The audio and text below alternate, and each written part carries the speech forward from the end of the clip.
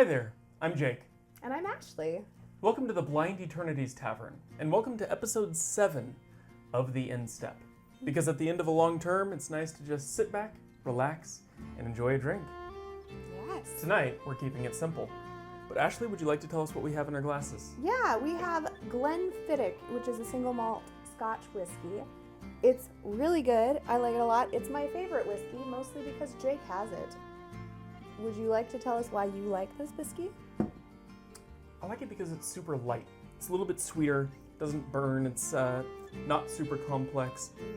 If you haven't really found a whiskey you enjoyed, I think this is a good place to start. It's very good. I like it a lot. I like it a lot. Mm-hmm. Yeah. This was actually a birthday present from someone. Paul got you one for 1 year, Yeah. I think, and then Dean got you one 1 year. That's right. Mm-hmm. I've had a couple. They're great. They're really good. Mm-hmm. But today, we're actually going to be talking about a little bit of competition because the World Championships just finished and there's a lot to talk about with that.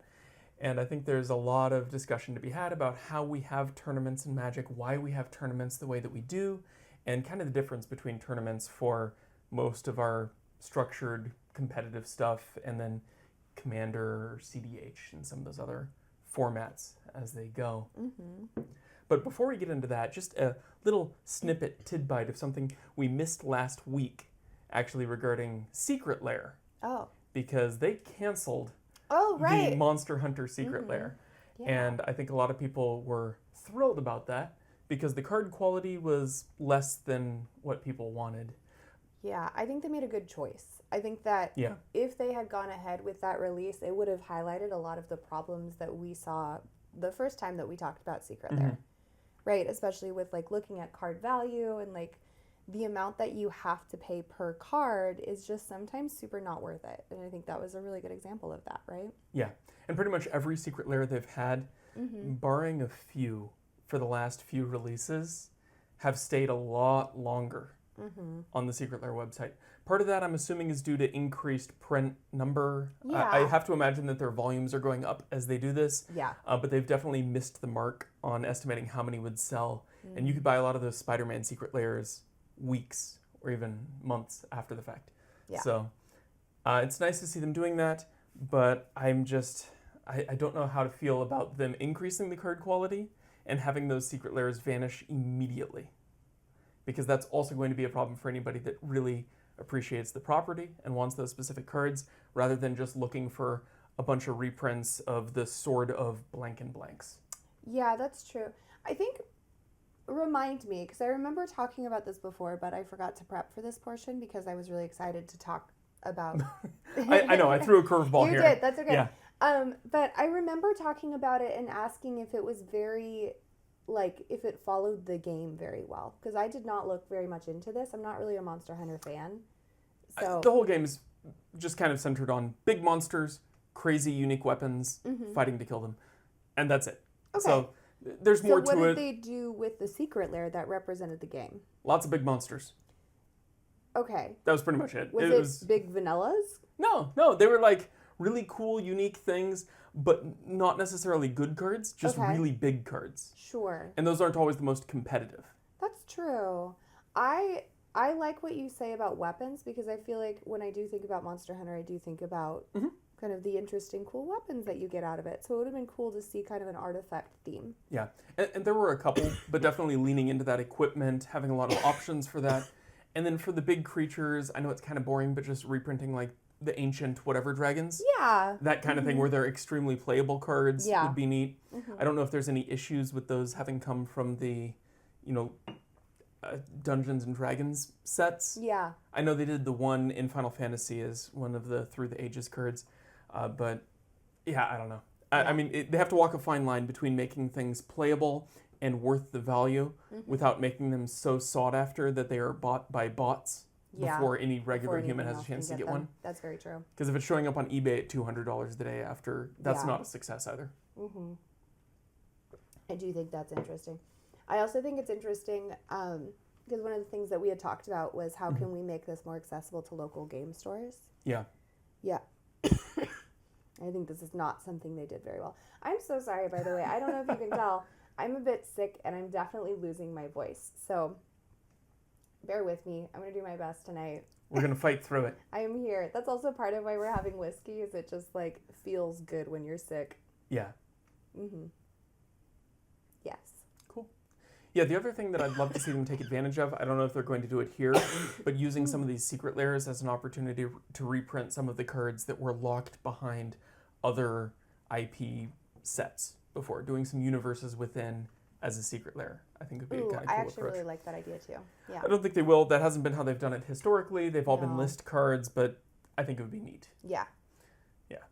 But with that said, I think we can move on to talking about actual gameplay rather than just card value, because I do feel like too much discussion in Magic is centered on the value of cards right now, and I'd love to see more of that shift to actually playing the game. Yeah.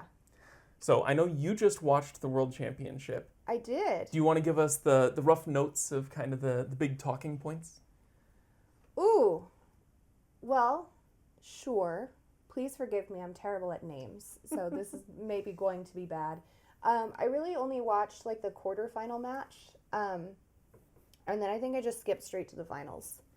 So I didn't watch the entire thing all the way through. I'm so sorry. Oh, it's okay.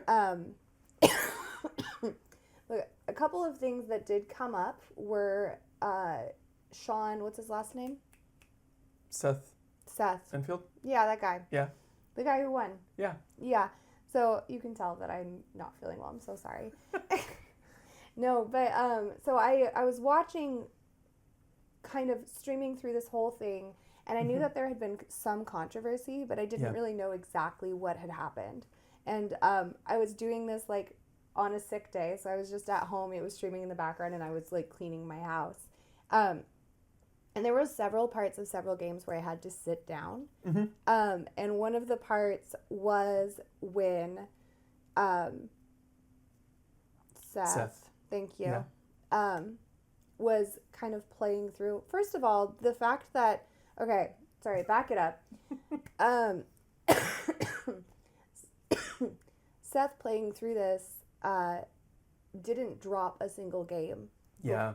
After it was a crazy day run. 2, which is an insane run. Going through that many talented people and getting to the top and completely blowing them out is absolutely insane. And I think there was also a lot of luck on his side. Yeah. So some of the things that really stood out to me is I know that there was a game, I think it was actually pre-quarterfinals, where he kept a 5-card hand. Yeah. Mulled down a little bit. Yeah, and also there was one where it was a low hand and he kept like a 1-land hand. Yeah. And in both cases, he immediately drew exactly what he needed. Yeah, so like it's kind of never a case punished. of never punished, which is crazy. So both of those were insane to watch. The other thing that was really insane to watch was as he was going through and playing, I did actually watch a quarter or something pre-quarterfinals. I don't remember what it was, but it was happening at the same time as one of the first controversies. Yeah. Excuse me, I'm so sorry. And basically what had happened is he played a card, which if you've hit a certain level of activations, you'll have to remind me this card's name. It'll deal... The Monument to Endurance. Yeah, it'll deal 3 damage instead of 1 damage. And he had thought that at that point he had activated it enough to get it to deal 3 damage to the table. And they played... Oh, no, you're thinking of the... What is it? Artist? Yeah, Artist something. Yeah. Yeah. It's a level up enchantment? Yes, where once it's at the 3rd level, then you deal... Was it bonus damage? Yeah, so it's... if you would deal... Any 1 damage you would deal, you deal 2 additional damage. Yeah. And then he played a card. Gersten Stern effect. Yeah, exactly. Yeah. And he played a card that dealt 1 damage to the table, basically. But he played it as if it was dealing 3 damage to the table, so it was effectively wiping his opponent's board.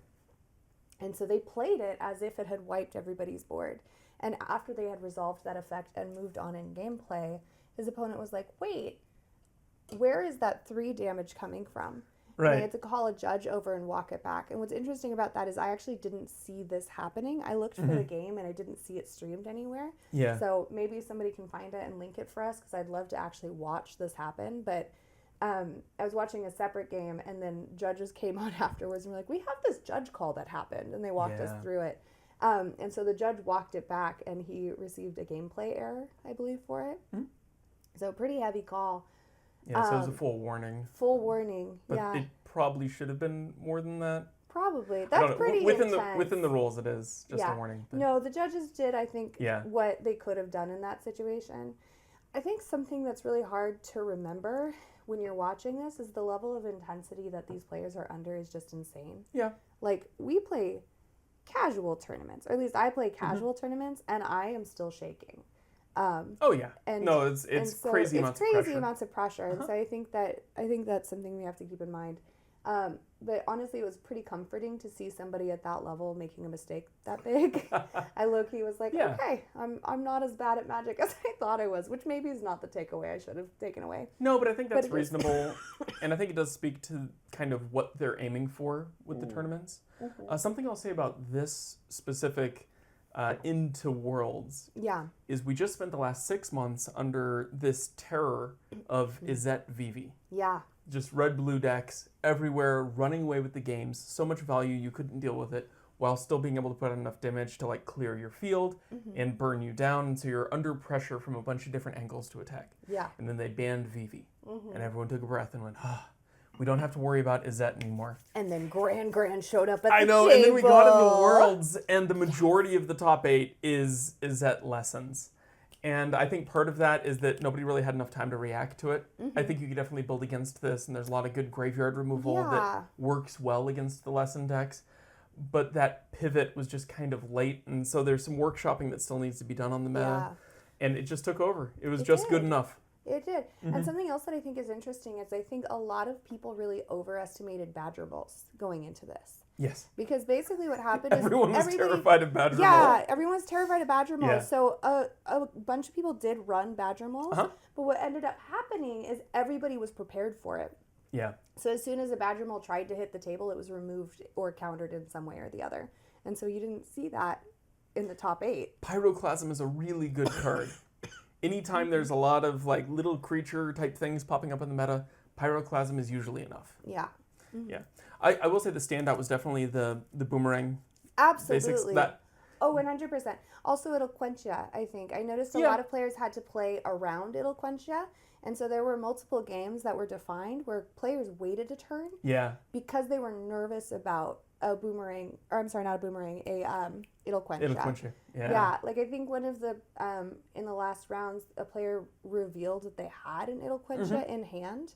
And then they had this great play where they ended up having 2 of them in hand. And so somebody was playing against it and they discarded a boomerang, or they discarded it, kind of showing that it was out of hand, and then were able to kind of catch them off guard. To kind of bait that out, absolutely. And so I loved watching that. That was really cool. It's actually kind of funny because it throws me back to when like 7th and 8th edition were coming out, when they were still reprinting cards heavily. And I had a friend who would build for every standard, always kind of playing with the newest deck that came out. Yeah. But he always had a blue plus color deck. Sometimes it was blue-green, sometimes it was blue-red, but his blue portion always had a playset of unsummons and a playset of mana leaks. Oh, so he's terrible. Which is just instant speed boomerang basics, basically. Return target creature to its owner's hand. And then mana leak is just counter unless they pay 3. Yeah. And so those cards, those effects are just generally good. And so it's cool seeing them be good in standard again. Yeah. Some of the other pieces here might be a little bit overtuned. But again, I think it's just because people were anticipating a certain meta, and this shifted a little bit too late in the game for them to pivot. Yeah, so the last match ended up being kind of a mirror match of the lessons. Yeah. It wasn't an exact match. They played slightly different lists. It was kind of Otters versus Endurance. Yeah. The 2 decks, But I think the engines were very similar in those 2 decks. Oh, yeah. Yeah. No, but it was really cool to watch. And I think in one of the last games that they played, that's where we got that second, more viral, I would say, issue. And what's his name? Seth? Just with the big take back. Yeah. At the very end. I think it was, what did he play? Blue. Boomerang. He played Boomerang Basics. Yeah, so he fully played it. Yeah. And you can hear him in the audio admitting that he cast it. And he speaks to the judge about it and says, "Can I take that back?" And he does, and the judge allows it. And I think that's really interesting. I, with my commander sensibilities, got super offended because I was like, absolutely not. If you're playing CEDH, you don't take things back, has been my experience so far. But in talking with you a little bit more about it, you said that that's generally legal in the rules as long as more information hasn't been revealed. Am I saying that correctly? Pretty much. And you can find hundreds of videos online of people breaking this down, and everything the judges did is within the rules. It's within their kind of purview and scope to decide whether or not to allow that take back. And in this case, they chose to allow it. But I think that also speaks to the way that they want to enforce the rules in modern Magic. And, we can get out of the scope of this particular discussion and talk more generally about tournament Magic. Because in this case, there were a couple plays that look kind of bad as an audience. These people are the best in the world. How can they make mistakes like this? Why would you allow somebody to do this when you have the win on the table? Like, no, you need to argue more for your position, argue against your opponent. They can't take that back. I already said I'd let it resolve. But the reality is the way they want Magic to be played, the way that they want the World Championship to be decided is by who played optimally, who was the best player. Yeah, but I think it's beyond just who plays optimally, right? Sure. It's not just who played optimally. It's also who showed on the table the best skill in Magic the Gathering. Yeah. And I think making mistakes is something that's very human. And I think as you're thinking through so many things and have that added pressure on you, there is this sort of extra layer of being aware that sometimes you're going to say things and then be like, oh, shoot, that wasn't the line that I meant to do. Yeah. And so I think by acknowledging that, it actually allows for better gameplay in the end. Because reality is, if he was like, oh, shoot, can I take that back? And they were like, no, that's a lame game to watch. Yeah. He just gets hamstrung because he was like, whoops, I did this one thing instead. And it ended up being an incredible game to watch. Right. I think that was the game, that was the final game. Am I misremembering? Was that the final game of the tournament? It may have been. I know it was late in the series. Oh my gosh. It was so good though. I was literally live texting Jake as it was happening. Like, did you, oh my goodness, you got to watch this. And then I'm like, oh, he had 2 cards left. And so what ended up happening is he was digging through his deck to find the final piece to get that last bit of damage through. I forget what card it was. It was the, I think it was an artifact where you are able to discard a card, and if you discard a card, then you deal 3 damage to your opponent. Well, it was a combination of Artist Talent and Monument to Endurance, where the Artist Talent allows you to discard a card to draw a card.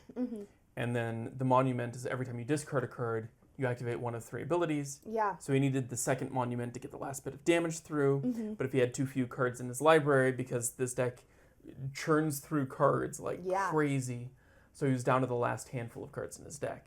And so with the Boomerang Basics, he would have drawn an extra card, which would have given him too few cards remaining.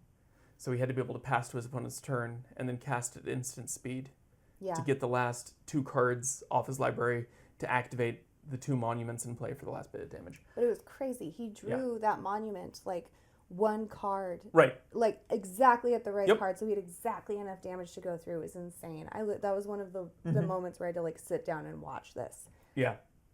Absolutely. No, really, really cool closeout to the series. And I think that this blue-red Lessons deck is exceedingly strong. Again, I think there are ways of dealing with it. I don't think this is the same problem as VV. No. People are already calling for bans on this, and I just don't think it's actually that necessary. Think so either. Not to mention the tournaments like this for the World Championship is kind of a microcosm of the overall meta. Yeah. Where people do shift dramatically based on the people that are in it, the decks that they see popping up. Absolutely. And so I don't know if it's representative of Standard at large. Yeah. But it was really cool to see. And I kind of want to talk about what the World Championship means and how the tournaments are structured to kind of get to that point. I would love to. One thing that I do want to bring up, though, before we move on. Yeah. One of the things that messed me up a little bit when I'm talking about tournaments this year is I just put on a playlist of the 2025 World Championship. And then I started live texting Jake about this incredible game where it was JD and what's his name? Kai Buddha from several years ago. Yeah, last year or something like that. And I was like watching this game and I was like, oh my goodness, this is an incredible game. And I'm telling Jake about it and Jake's like, that game. That's not standard. That's not standard and that's not from this year. And I was like, both of those things are true. I'm so sorry. But it was an incredible game to watch. So I've been really enjoying watching some very high quality Magic this week. Yeah, and I think one of the cool things they've done recently is really turn their focus to making it watchable. The casters have gotten a lot better. They have some good transitions in between games where you don't feel like you're just kind of lost unless you understand what every card does. They explain things well, they walk it through. Down. They also do a really good job of explaining the options that the player has based on what's in their hands. Also, I found out that the way they track how, like, what cards are in people's hands is somebody is standing behind that person with, like, an iPad, and they are typing it in. And it's incredible the speed with which they get and accuracy with which they get those cards, like, down pat. That seems like such a stressful job. Right. But, yeah. Something else that I really loved is the tokens that they use to help you track what's going on the board. There were multiple times in the game where the judge handed out a token so that you could track it's really cool. The little cards they have that sit kind of on top of them and show which options have been chosen and all that. Yeah, absolutely. That's really cool. Yeah. Sorry, let's continue talking about tournament structure because that's what you're interested in talking about. Yeah, I mean, I was just kind of thinking about, from that perspective of it being watchable, I think there's also pressure on the players to make the game interesting, and you can tell that some of the bans and changes they've made have been definitely angled towards that. Absolutely. To make it more of a spectator thing, because I think that is really important. Yeah. And I remember when I was first getting into Magic, the tournament packs actually said that they were broadcasting the World Championship on ESPN2. Yeah. So they had it on live TV. And thinking back to those tournaments and what it looked like and what they were trying to replicate, it was definitely like a sports pre-esports thing. Absolutely. And so they were templating it after that.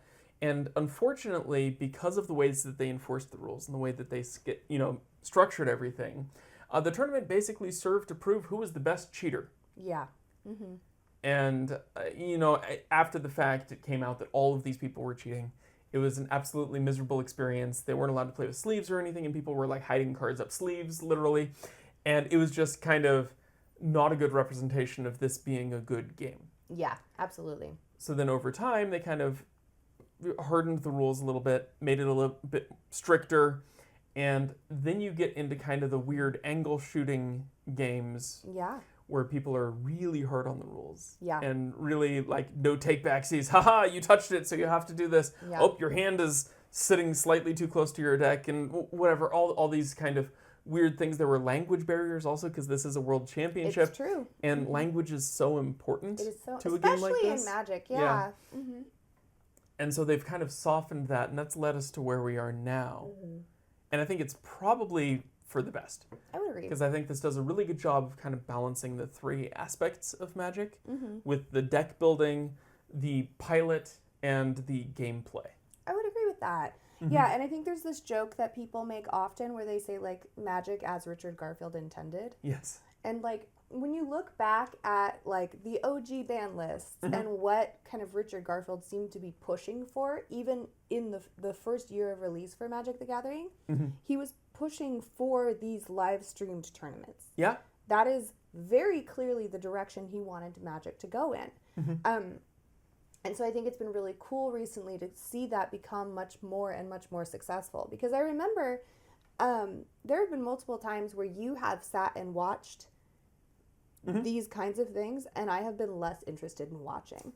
Not because I didn't play Magic, but because I was like, why would I watch someone play Magic when I could just play Magic instead? Yeah. And I think this was one of the first times where I sat down and I watched the whole thing, and I was like Jake came downstairs, and I was literally like 5 inches away from the TV, like, Jake, you have to watch this with me. Sit your butt down. We are watching this right now. No, it's really cool. Yeah. And so, yeah, no, I think they definitely did a really good job, and it was much more entertaining. And it felt like you were watching an interesting Magic game, and it felt a little bit less separation. Because I think that's one of the issues that I had previously, is there definitely felt like, excuse me, a little bit more separation between you and the match that was happening. Right. Yeah, and I think just with, like, the cameras, the way that they're tracking triggers on the screen so that it's very visual, the way that the players interact with each other, because it was kind of fun to see. There was a couple of times where players were smiling, and there was, like,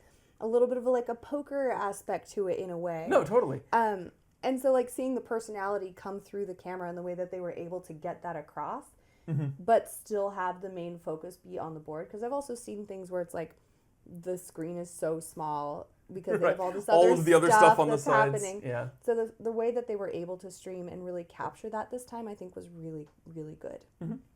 I will say part of that might also be because now you're a little bit more engaged in Magic. That might be and true. You're aware of some of the more modern cards so you can follow along. Yeah. Because I still think one of the big weaknesses of their streaming is that it's very geared towards people who already play Magic. It is very much that way. I don't think this is something that you can spectate as a person that doesn't actually know how to play the game. Absolutely not. And they've made no effort to try to reach out to that. They're like, why would we do that? These people don't want to learn. They're going to learn to play Magic from their friends, and then we'll get them. Yeah, and honestly, I think that's probably reasonable, but I would love to have a sort of live stream of the World Championship that I could like show my mom and be like, this is why this game is so cool to me. Yeah. And it doesn't really carry in that respect. There is that one creator who breaks down football. Do you know who I'm talking about? We need John Madden in Magic, circling things and drawing arrows to link it together. I want that, because that would be great. Or like, no, there was also the guy who was like explaining it like a frat person or like a sorority girl. Almost. Yeah, where they described like the football teams they were in describing gossip. The relationships. Yes. Yeah, because I do think it's really interesting because who was the person that Seth was playing against this year? Oh, in which round? In the finals. I don't remember offhand. Okay, I don't remember his name. I'm so sorry. I'll have to look it up. Okay. But was he voted Player of the Year this year? Who am I? I thought that was in the quarterfinals. It was Ken. Yeah, that was the quarterfinals. In the quarterfinals, and he won the Pro Tour and was voted Player of the Year. Okay. And so the guy who played in the finals, he won like a regional tournament, and that's how he got into this. Yes. And his goal was to like go day 2 Make it in to day Georgia, 2, yeah. which is like not like a thing you would expect from somebody who literally got second place in this whole thing. Yeah. And he beat several other members of Seth's team. Yeah, the TCG player team. Yeah. So like to me, that's such a cool story. Yeah. And I think they did a really good job emphasizing that outside of when the game was happening. Yeah. And I think it's really hard in Magic to have that happen while things are happening, because it's kind of one of those games where there's always something going on. There's always something to track. And there's not really dead space in the same way unless something has gone horribly wrong. Right. Well, and again, I think that's also an added pressure on the players while they're playing the game is to not to leave that dead space. Yeah. Because when you do mandate perfect play, no takebacks, everything you touch is final, that's going to drive players to sit there, go to their mind palace between every single action. Yeah. Are they timed too? The matches are timed, but for the finals, I think they leave that unlimited, but it's kind of loosely timed. They can't have ties, obviously. Yeah. But they will kind of call you on inaction if you're taking too long. Slow play is still a thing. Cool. Okay. Yeah. That's all I had to say about that. Cool. Yeah. But no, I think the World Championship was really cool. The controversy around this, I think, has been litigated to death, and I don't think there was anything explicitly wrong with it. Yeah, I think it was relatively overblown. Yeah. I'm actually a little bit more angry about the play that happened earlier in the tournament. Yeah. With the misplay of moving through thinking he was dealing 3 damage to everything. Because that seems like a bigger oversight. Oh, yeah, totally. It absolutely is. Yeah, and so it's interesting because when I went to look online for more information about that misplay and the warning, I could find almost nothing about it. Yeah. Like, the only reason I was able to find anything about what the actual judge call was because I was watching the video. Right. And they played it back for me for a little bit. And so I think it's really interesting that we're so focused on the taking back of this card when no new information was revealed. And it is something where it kind of impacted play, but really it just revealed information to his opponent. Yeah. You know? Well, I think part of that just speaks to the Magic community at the more casual level. Explain. Because a lot of people's only exposure to Magic is through Commander. Yeah. And their feeling in their gameplay is, if I'm playing at a competitive level, I absolutely can't take anything back. Yeah. Once I play a land down, that's stuck. Oh, shoot. I meant to play a swamp this turn. I played an island. Well, I guess I just lose the game. That's been my experience in tournaments. And that's not actually the rules. You can you can take things back. That is an official codified thing, and it doesn't even necessarily require a judge call. Yeah. But that's people's expectations. Right. And so when they see something like this, that's where people get really upset, really frustrated. But again, I think the goal is to showcase kind of the best decks in the world, the people who pilot them best, and ultimately how they play against the other players.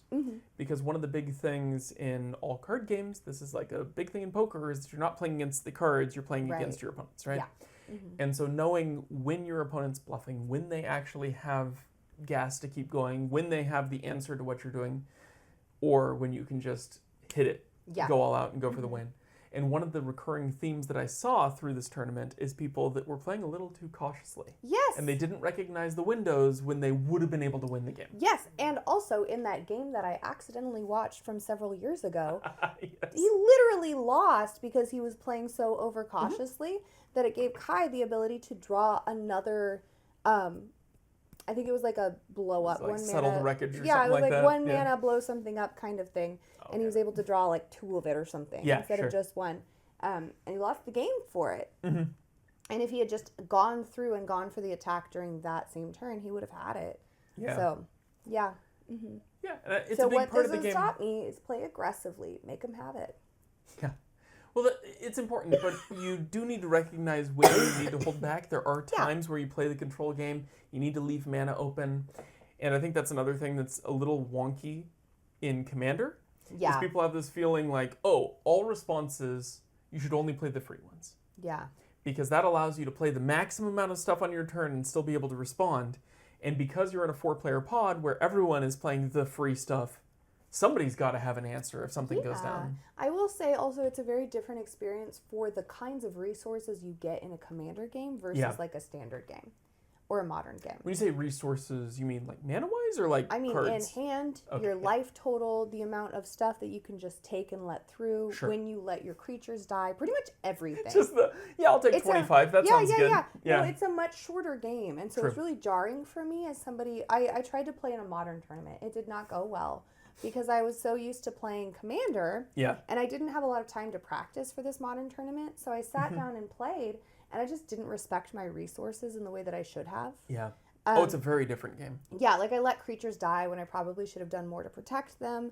I took damage when I should have probably blocked, etc. So there was definitely like a misunderstanding of how valuable my resources were, because I was used to Commander, where you just have more resources. You're gonna have more turns, because you have 40 life, right? And so there's like the attacking creature isn't the same level of threat that the attacking creature in a standard or a modern game is. Right. And I think that also came through when I was watching the finals. Like there was definitely a moment where I was like, how is he going to do this? Like the artist, whatchamacallit?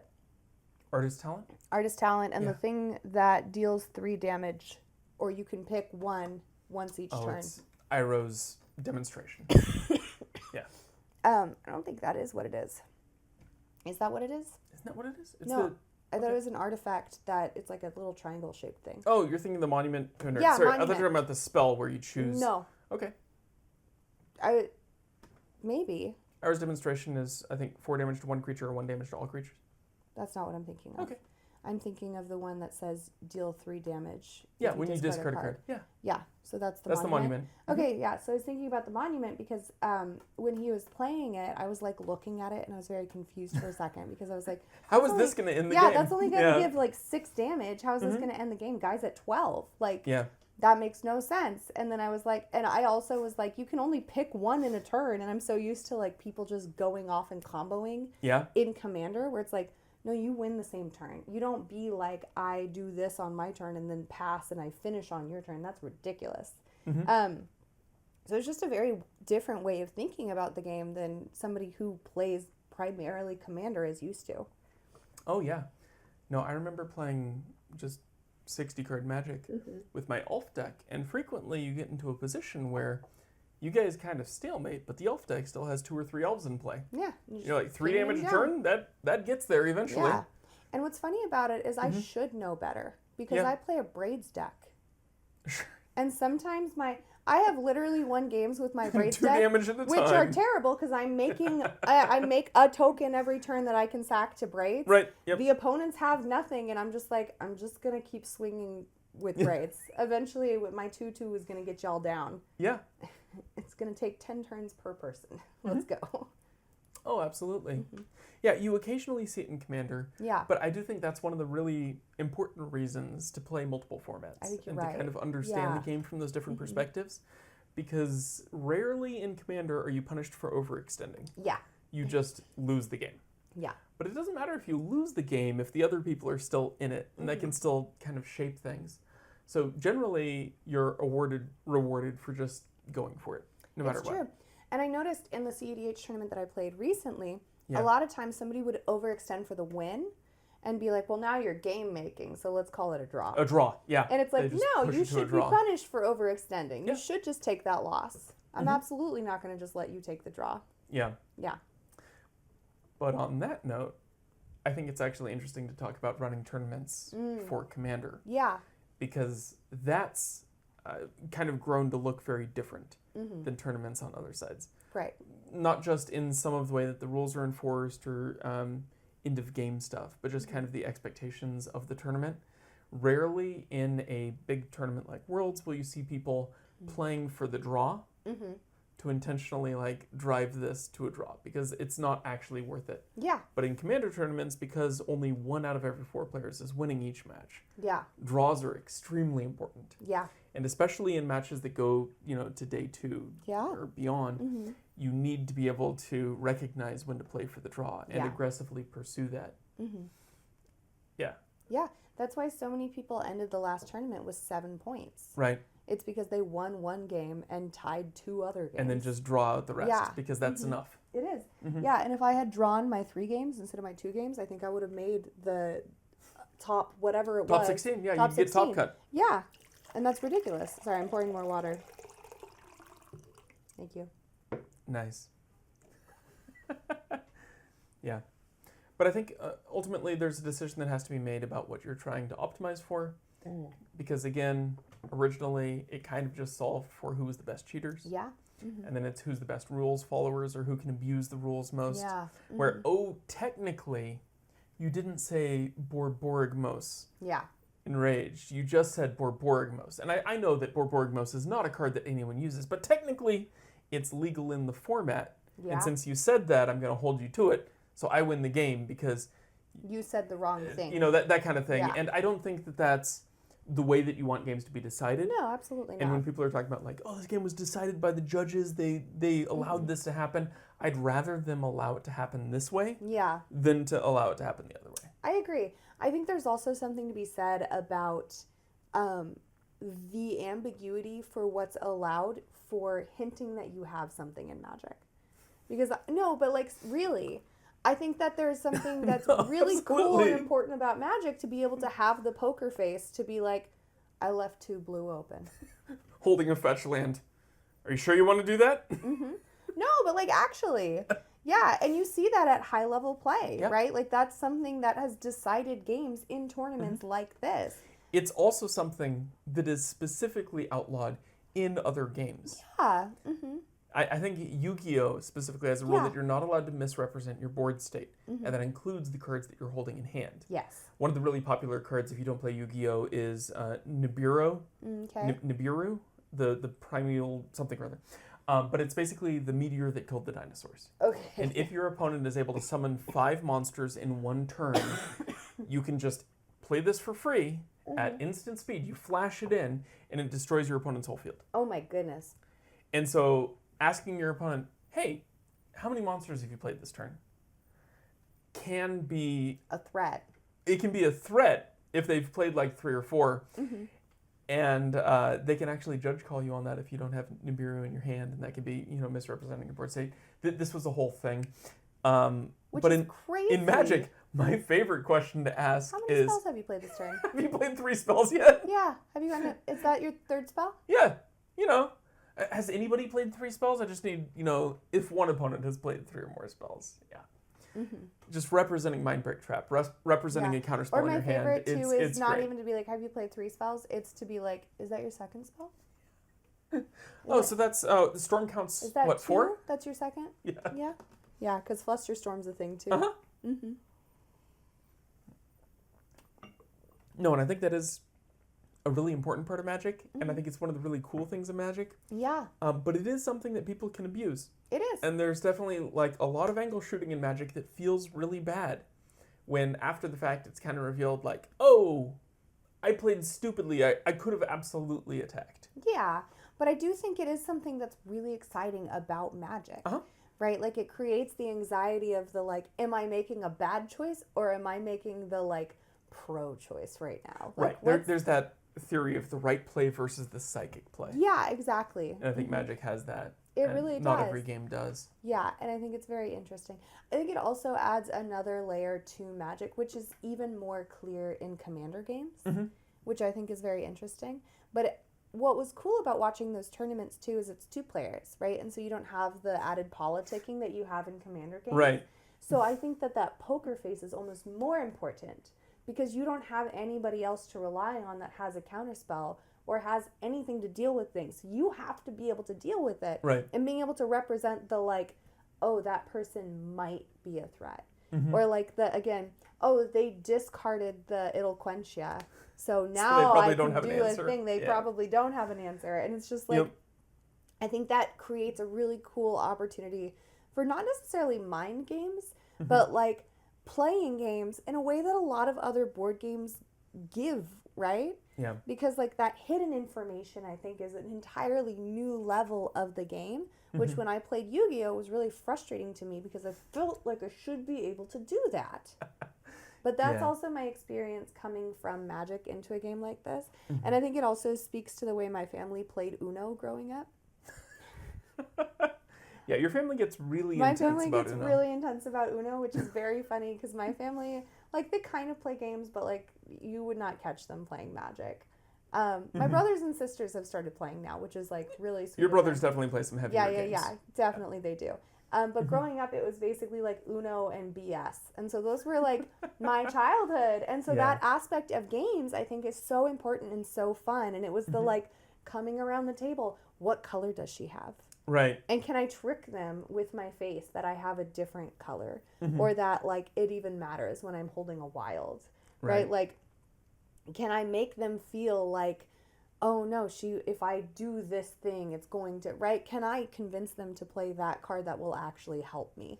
Which I know is very silly in Uno, which I know you feel like doesn't have a lot of strategy. But it's important. No, it is. It really Uno teaches does a have lot. some strategy. Yeah. There's a lot of randomness. And And I would argue Magic has some randomness in it too. It absolutely does. And being able to piece together a win from the random that you're given is one of the big skill things in Magic. Yeah. And I would say in Uno. And in Uno. He does not agree with me. Uno only has 4 colors. Nice. All the good games have 5 colors. It's a whole thing. Uno has wild cards. It's kind of like a color. Okay, that's like all colors or colorless. Some copies of Uno probably have 5 colors. Yeah, that's probably true. Yeah.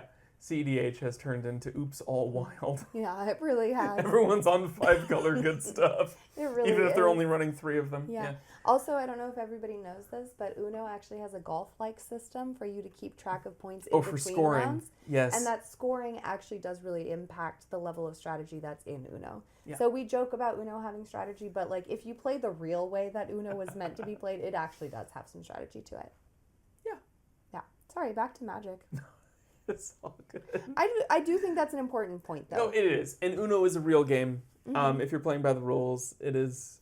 Yeah, I was more talking about Uno being an example of like how hidden information can make a game really exciting.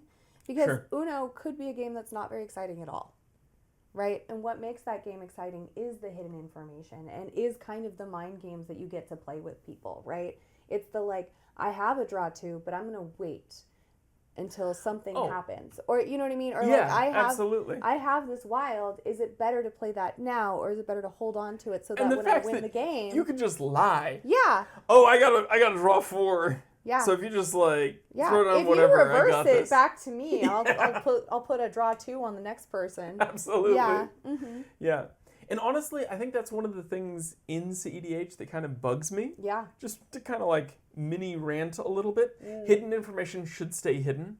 100%. Voluntarily revealing information should not allow you to actually reveal the card itself. Yeah. You should just be able to talk it through. I agree with that 100%. There were multiple instances in games that I played recently where somebody was like, no. I'm just playing the Ristic study because I don't have anything else in my hand. Here, look, I'll show you. Mm-hmm. And it's like, no, that's BS. If you weren't going to let that Ristic study resolve, let them tell you nothing's going to happen. Either you believe them or you don't. Yeah. And if you want to like share the full contents of your hand, you can pass a note, but you can't actually pass your hand. Don't show the hand. Yeah. No. And I think technically it is legal to do that. It is allowed. But still, I don't know. That frustrates me a little bit. Yeah. I think that part of the game is being able to negotiate. Yeah, and I think the frustrating part about that too is it also takes away your ability to kind of misrepresent your hand, which I have just stated is the fun part about when you're just like, I don't have any interaction, they're like, then show us. Yeah. And it's like, I'm not going to show you my hand. Yeah.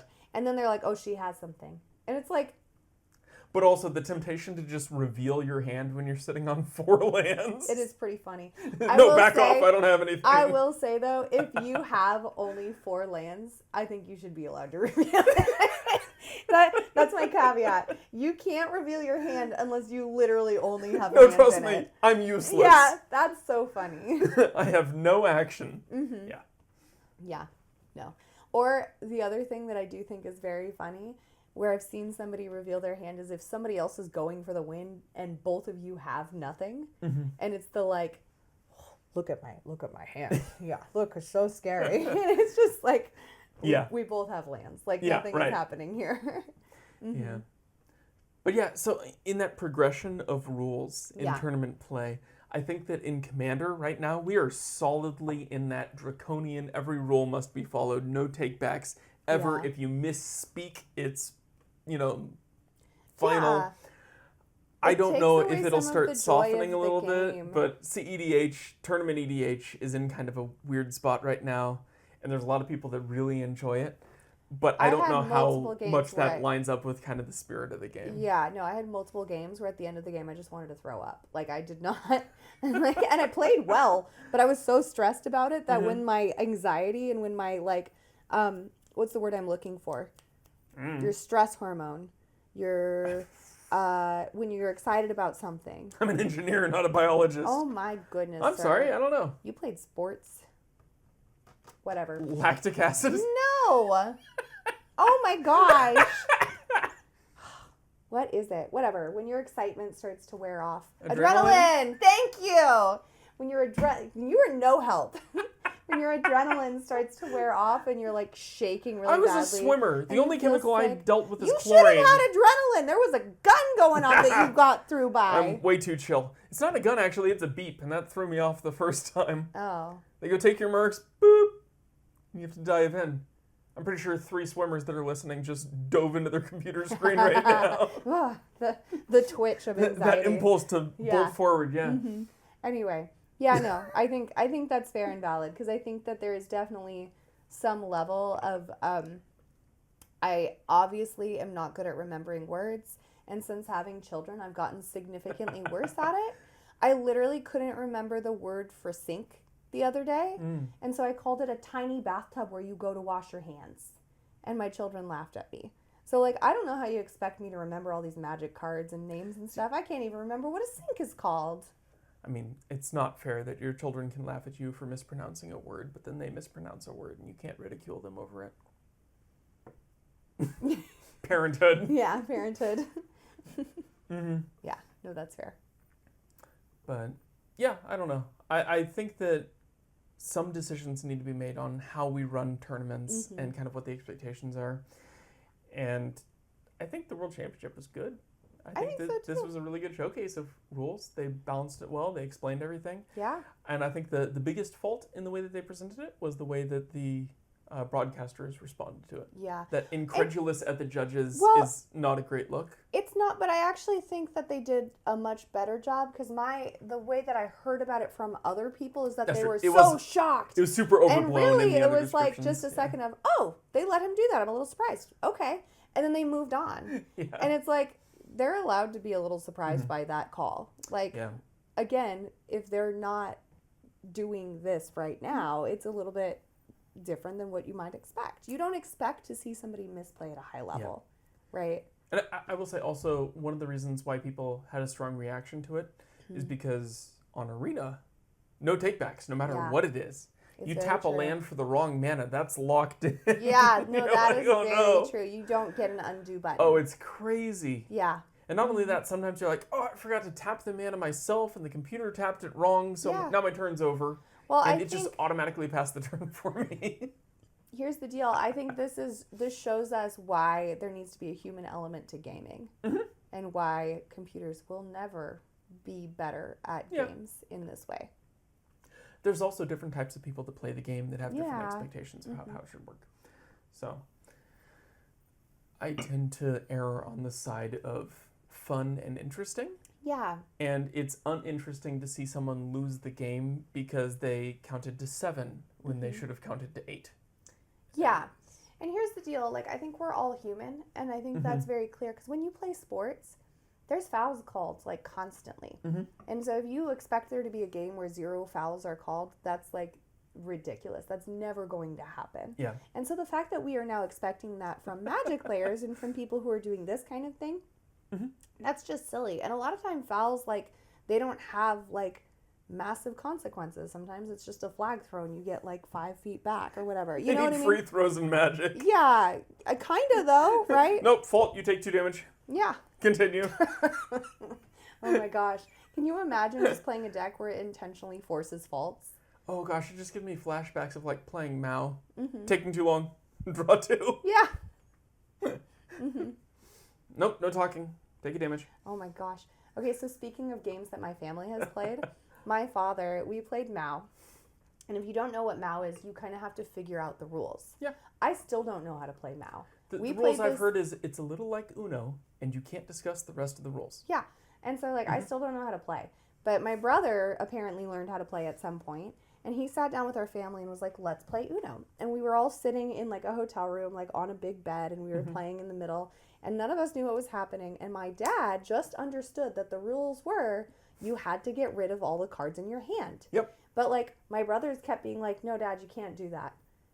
And my dad, being my dad, was like, oh, okay. And so we started playing and going around, and my dad was, like, not really playing very many cards. And then all of a sudden we got back to him, and he's like, I'm out of cards in my hand. And we were like, whoa, Dad, how'd you do that? And he's like, I don't know. I did what I thought the rules were. And he was like, okay. And then as we went to bed that night, we picked up the pillow that my dad was sitting by, and it was stuffed full of cards. And my brother was like, Dad! And I just heard him laughing, like cackling in the other room. And it's one of, like, my favorite memories of my childhood. This is peak dad strategy. I love it. 100%. Oh, yeah. Yeah, so that tells you when the rules aren't super clear, it encourages cheating. Absolutely. 100%. My dad won that game, When there is not a judge present, dads win. Yeah. That's how the game goes. It's very true. Can confirm. Yeah. Yeah. That's why I always call a judge. I've learned. My dad taught me young. Yeah. And I think that is also just really important to have an attentive judging staff that's there to respond to that sort of thing. Yeah, one of the things that I also think is interesting about different tournament styles that you were talking to me about is how different styles have different ways of tracking wins and losses and, like, different point systems for that. Yeah. You were talking about, I think there was a Japanese tournament that tracked points very differently than the way we played. What is it, King of CEDH or something like that? Yeah, can you tell me how that functioned? Yeah, I don't know exactly how it works. It's some system where everyone starts with a pool of points. Yeah. And so, like, we'll say everyone starts with 1,000 points. And then at the beginning of each match, each person playing wagers a certain number of those points. And I think it's, like, locked at 7%, and I don't know if that ranges up and down based on the number of entries or the number of rounds or whatever. But as you play through these different rounds, points are wagered, and if you win, those points all go to the winner. Yeah. And if it's a draw, those points are all lost, or you only recover a portion of those points. And so it's always still better to win than to draw, but it does mean that as the rounds progress, if you get this asymmetry of some people having more points than others in the same pool, the people with more points are wagering more points. And so it gives this nice self-balancing effect over the course of a tournament, where you don't have to deal with pairings and tiebreakers and all of this so much, because the granularity of the points does give that natural distribution. And whether that's better or worse, I don't know, but it's different, and I think it plays to different strengths. It is, and I think it's very interesting, actually. I like thinking about it as starting with a certain number of points. Yeah. And then, the idea of being able to bet points almost feels very Yu-Gi-Oh! Show to me in a funny way. No, but like actually, it's like I will give you 2 stars if you give me your 2 stars if you lose, etc. And you'll also give me like this. It's like almost an anti-system in a funny way. I do think one of the biggest benefits of this is you could start to kind of statistically play into some of the other aspects of the game with like first turn advantage versus fourth seed disadvantage, that kind of thing.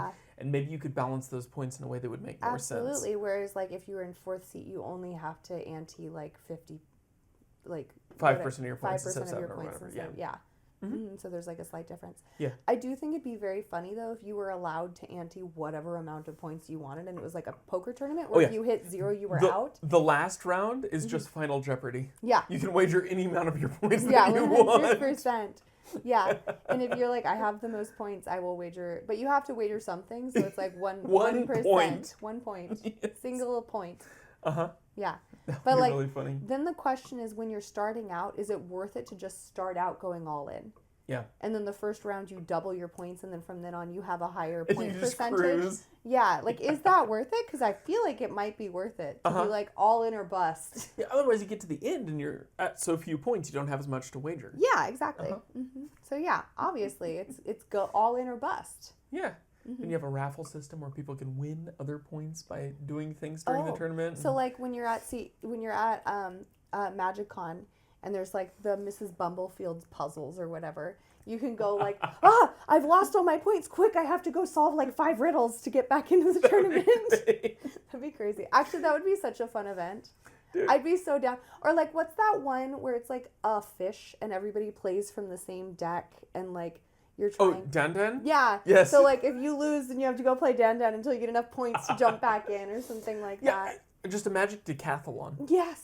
A bunch of different events, different point scorings, all sorts of different. I want to play in an event like that. Actually, that would be so much fun. I'm so down for that. And then you have some things that are like, it's not just playing the game. Like one of the events is deck building. Yeah. But you have to build the deck out of the dollar box. So you have a bunch of people piling into the like 5 for a dollar box, finding playables, and then they have to go and play CEDH. It'd be awesome. I love that. I'm actually so down. I kind of want to plan out just like a ridiculous Magic Decathlon event. That might be what we do for my birthday this year. That'd be great. Oh, I have so many ideas. This is happening. Yeah. If you know me, get ready. We're going to do something like this. March. We're going to have a CEDH tournament at Lost Levels and a Magic Decathlon at my house. That's right. The Atrium is coming up. Yeah. That's going to be really cool. It's going to be really cool. Awesome event at Lost Levels. Yes. Yeah. I'm very excited about that. But Speaking of tournaments and good systems. But yeah, I do appreciate the fact that people are trying different things with the way that tournaments are structured. EDH faces a lot of unique challenges from regular Magic, and so I don't think they can just port those rules directly on. Yeah, there's not very many games that I can think of played at a professional level where you have more than 2 teams. Oh, it's like a free-for-all type event? Yeah, not really. Yeah. It's either individual scoring, where you don't have direct competitors, or it's played heads-up one-on-one. So. Yeah, maybe golf, I guess. Golf is you get like your pot of 4 or whatever, but you're still competing sort against of, everybody. But you're still kind of solo. Even if you're moving, or you're saying like relay golf type No, well, thing? I'm saying like, because like in Magic you get a pot of 4, and those are kind of the people you play with in a turn, and then you get your next pot of 4 or whatever. Oh, and if you're golf talking... is very similar because you've got like your pot of people that you walk the course and you play the course with, kind of thing. Yeah, and you kind of have that with like NFL with different brackets and things. Oh, I don't think so at all. Because you're still playing 2 teams at a time, whereas in golf you're playing like 4 people at a time. That's true. I understand what you're saying, Yeah. but in terms of that's scoring for Well, in Magic you're also scoring depending on the system that you're using. It's a good analogy. Jake's just not caught up yet. Big brain. I say this as somebody who doesn't watch golf. I don't know that I agree with that. That's okay. I've watched exactly 2 golf tournaments. I'm so sorry.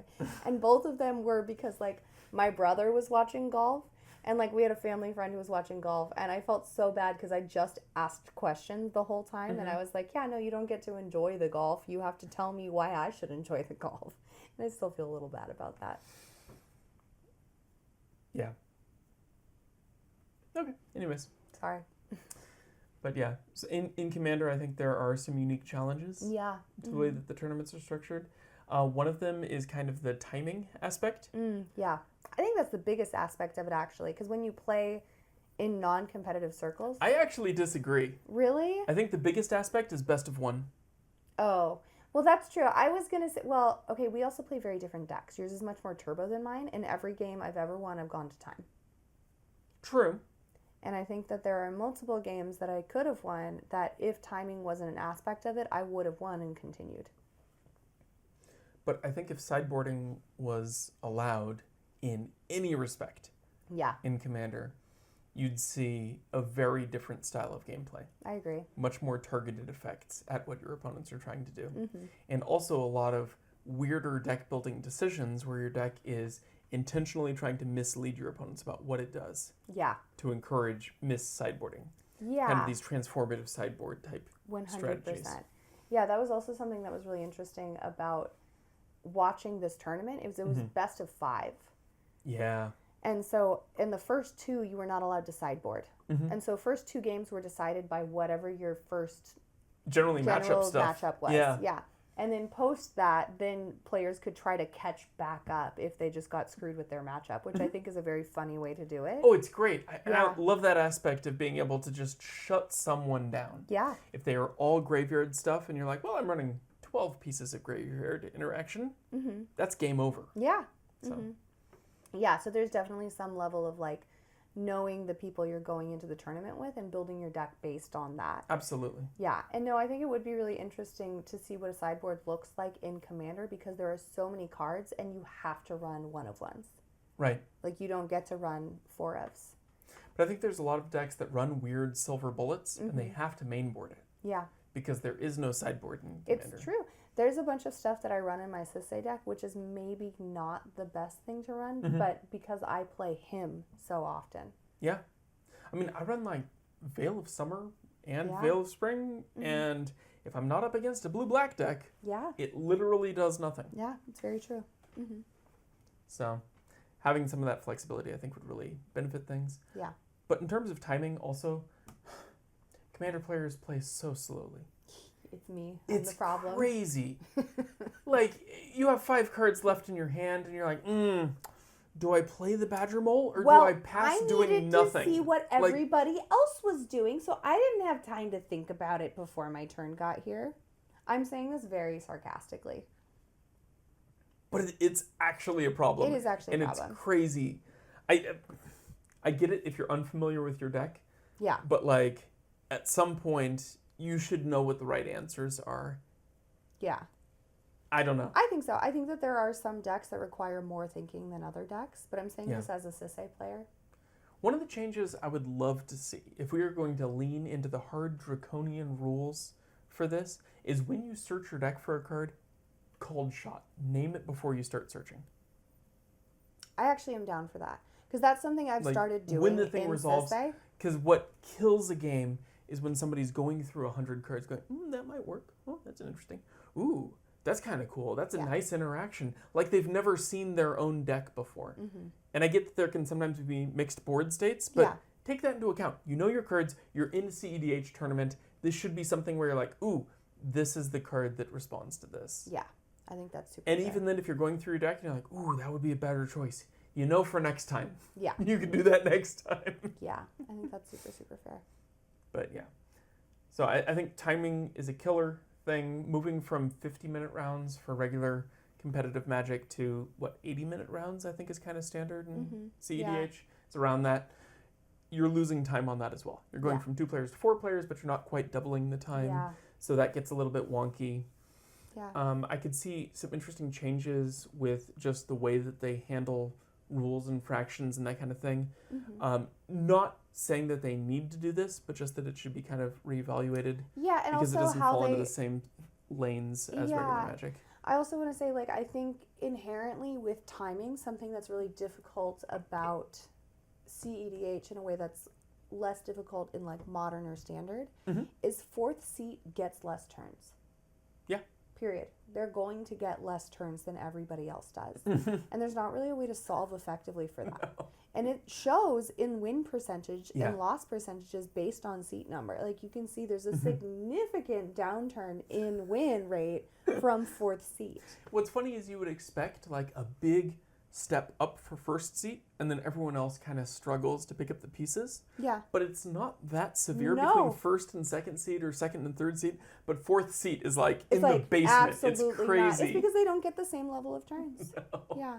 So I think timing is actually a big aspect Yeah. because it forces seat to matter more, I would Yes, say. that's true. Yeah. Yeah. I have one more thing that I want to talk about before, Go for it. Before we kind of run out of time. Something that I thought was really cool about this tournament for Seth, the guy who won, is he's actually won a Worlds tournament before. Yeah. But it was in 2015, and at the time they were not doing champion cards. So he didn't get a face card from that time. So coming back through this tournament, this was kind of his opportunity to get a face card, which I think is very cool. I love that they're doing that again. I That was my love favorite thing about the so World much that Championships. they're doing that. Yeah. So my question for you is, what would your face card, what would you want it to do? You don't need to give specifics, but like, give me generally, what kind of thing would you go for?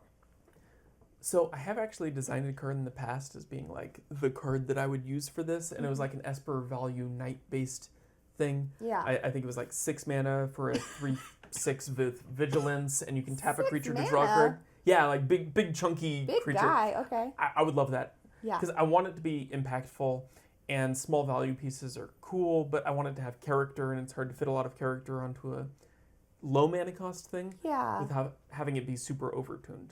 So Yeah, so you're actually going a different route than like Kai Buddha went, where Kai Buddha designed what, Sad Robot? Oh, actually, I think Rob Mayer is Sad Robot. Oh, is Rob- Kai Buddha is the Void Mage Prodigy, Oh, okay. which is also a low mana cost creature that can counter spells. Yeah. It's And it's so a it's great the, like, wizard spell. But It's very cool. yeah, Yeah. but it's like low to the ground value, highly playable type card. Yeah. No, I want something that's like really weirdly specific. Oh, I want I think something it'd be that's cool. kind of toolboxy, Yeah. where it's like useful differently in different situations. And I don't know exactly what that is, but like I would like something that maybe has options on it. Yeah. So like you can pay this much mana to do this much mana to do this much mana to do this. Yeah. Actually, I'm realizing Bob is Bob. It's Dark Confidant. Ah, Bob is Bob. That makes Bob is sense. Bob. Bob is Bob. Ah, yes. Yes. And Jake Fairy is Zen. Jake. Yes. By the virtue of the reflex of property. Yeah. It's not a math joke. That's why I married him. Excellent. Oh my gosh, he's gonna kill me. You okay? All right. Well, with that, we are out of time. So I think we're going to pass to the cleanup step. Oh my gosh, I'm gonna die. Pass the turn. See you next week. Have a good night.